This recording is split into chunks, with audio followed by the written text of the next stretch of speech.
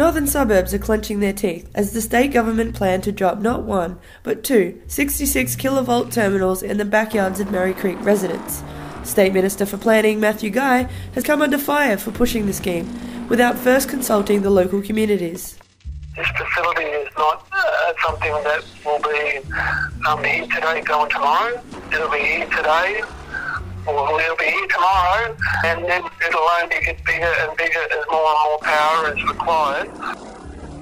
Spokesperson Raymond Coladetti is both a Merri Creek resident and an acting member of the No Brunswick Terminal Station campaign.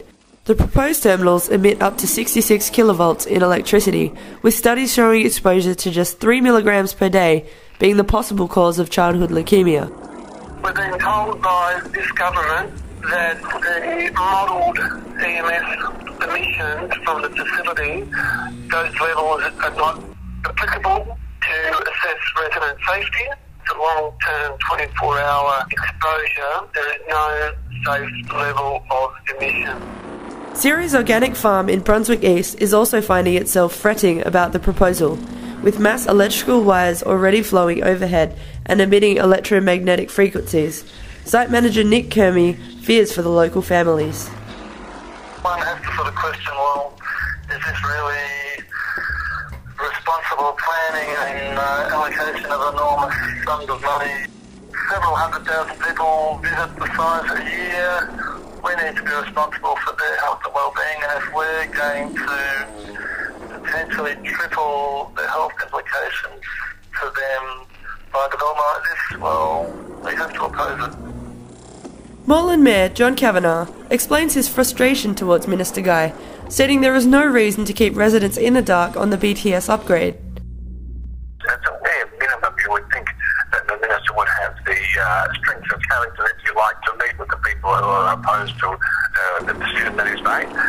He seems to be stonewalling that. I would have thought that was an absolute bare minimum.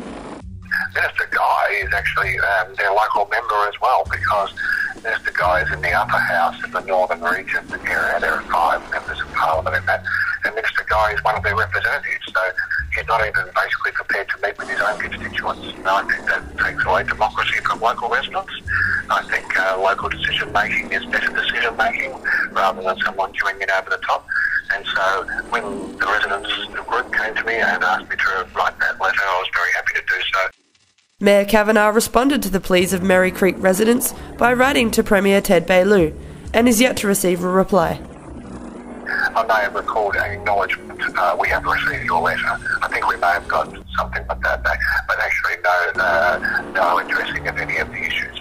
We haven't received anything back on that front.